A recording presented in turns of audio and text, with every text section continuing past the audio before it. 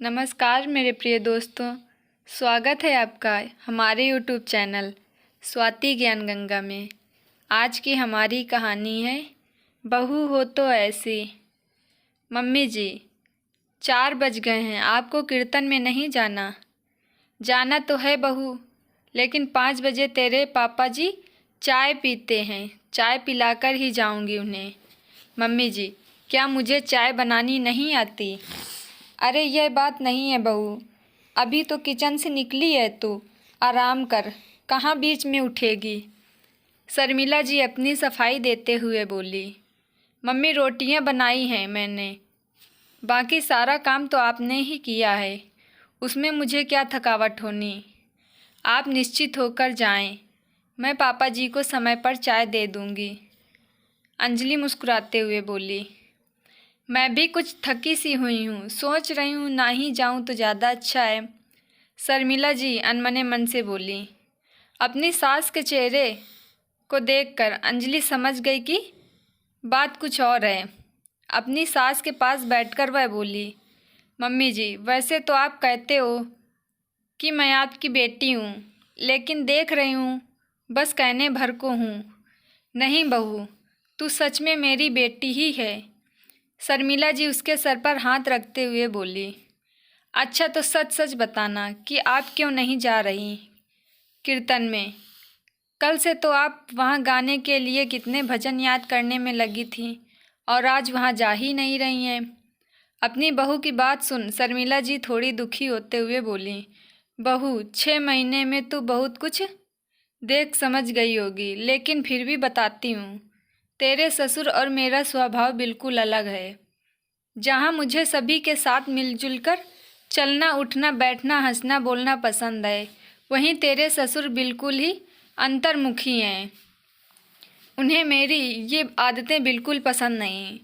मैंने इन्हें कई बार समझाना भी चाहा, लेकिन हमारे पुरुष प्रधान समाज में कहाँ पत्नी की इच्छाओं की कद्र करते हैं।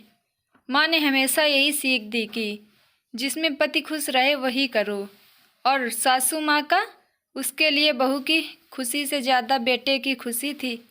इसलिए धीरे धीरे मैंने अपने सारे शौक पति की खुशियों के आगे कुर्बान कर दिए।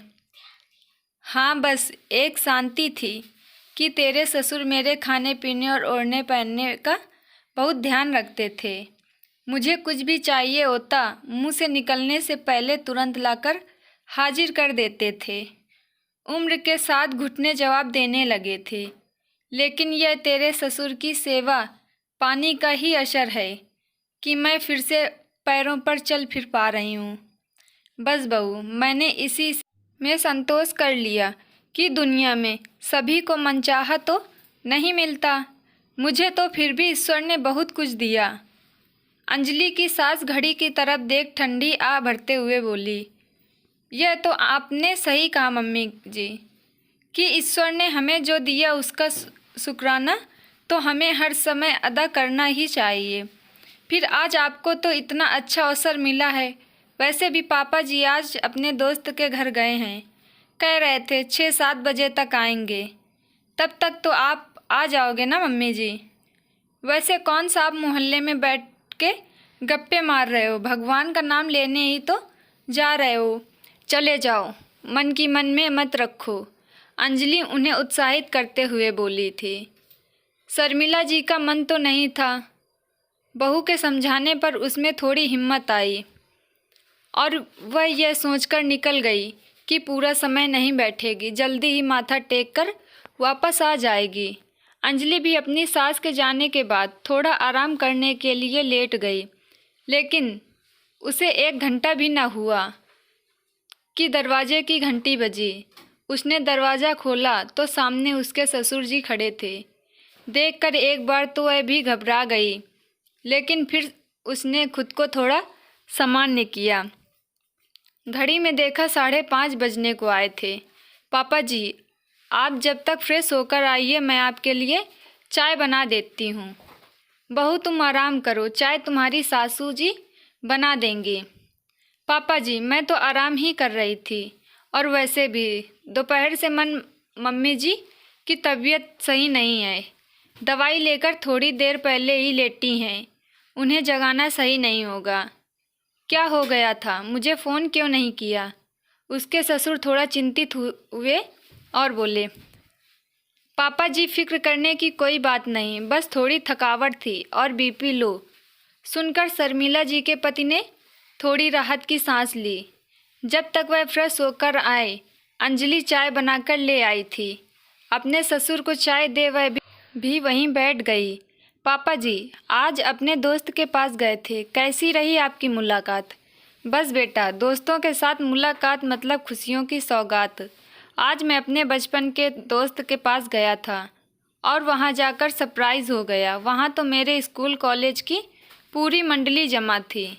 फिर तो बचपन, स्कूल, कॉलेज के जो किस्से की शुरुआत हुई, उसमें समय का पता ही नहीं चला। सच में अपने यार दोस्तों से मिलकर जीवन में फिर से जोश भर जाता है। सबके साथ मिलजुल कर आज अतीत की गलियों में पहुंचकर जो खुशी मिली, तुम्हें बता नहीं सकता।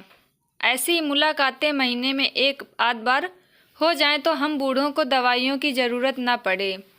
कहते हुए शर्मिला जी के पति की आंखों में चमक थी। पापा जी, आप बिल्कुल सही कह रहे हो।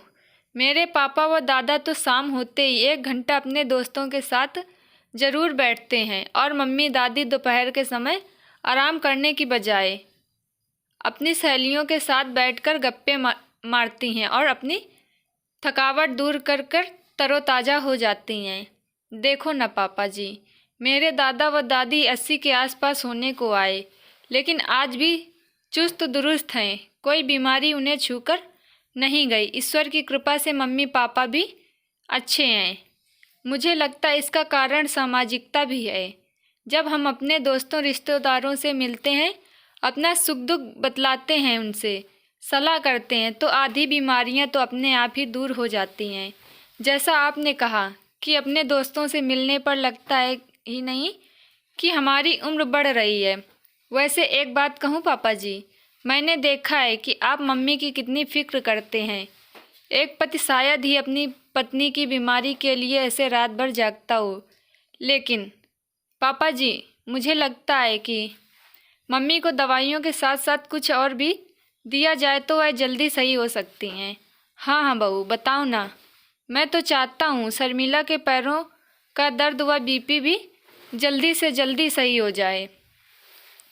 उसे दर्द से तड़पता देख मुझे क्या कम तकलीफ़ होती है? पापा जी, मुझे पता था आप मम्मी के इलाज के लिए कुछ भी करने के लिए मना नहीं करोगे, इसलिए मैंने मम्मी को आज कीर्तन में भेज दिया। कीर्तन में जाकर मम्मी के पैरों का दर्द सही हो जाएगा। ये कैसे बेवकूफ़ वाली बातें कर रही हो बहू? शर्मिला जी के पति थोड़ा नाराज़ होते हुए बोले, पापा जी, दर्द तो मम्मी का महंगी दवाइयों से भी कम नहीं हो रहा होगा। जब तक मम्मी मन से खुश नहीं होंगी, कोई भी दवाई अपना असर नहीं दिखा सकती। और मम्मी की खुशियों का गला तो आपने उनके इस घर में आते ही घोट दिया था, और उन्होंने भी आपकी खुशी के लिए अपने सारे शौक़ को तिलांजलि दे दी थी। पापा जी, क्या आपने मम्मी के लिए अपने किसी शौक़ को मारा है? फिर मम्मी से इतनी बड़ी कुर्बानी क्यों? पापा जी, मेरा मन आपका दिल दुखाने का बिल्कुल नहीं, लेकिन सासू माँ की घुटन भी मुझसे देखी नहीं जाती। शर्मिला जी के पति इतनी देर से अपनी बहू की बातें सुन रहे थे। चुप्पी तोड़ते हुए बोले, बहू, तेरी सास सही कहती है कि तू बहू नहीं, बेटी है हमारी। मैं तो पति के झूठे अहम में ही रह गया। अपनी पत्नी की घुटन मुझे दिखाई नहीं दी, लेकिन तुमने न केवल अपनी सासू माँ के दुख दर्द को समझा, बल्कि उसे दूर करने की पहल भी की। वह भी आज से अपनी ज़िंदगी जिएगी। मैं उस पर अपने कोई नियम नहीं थोपूंगा। मुझे तो सोचकर भी शर्म आ रही है कि मैं इतना खुदगर्ज कैसे निकला। सारी उम्र उसने मेरी खुशियों के लिए निकाल दी और मैं उसकी तकलीफ़ न देख पाया। आज सच्चाई जानने के बाद कैसे आंखें मिलाऊंगा उससे? शर्मिला का पति उदास होते हुए बोले, इसमें उदास होने की कौन सी बात है? चश्मा हटाकर आंखें चार न करिए मुझसे। शर्मिला जी दरवाजे पर खड़ी शरारत से मुस्कुराते हुए बोली, शर्मिला जी की बात सुनकर उनकी बहू के साथ साथ उनके पति भी ठहाके मारकर हंस पड़े।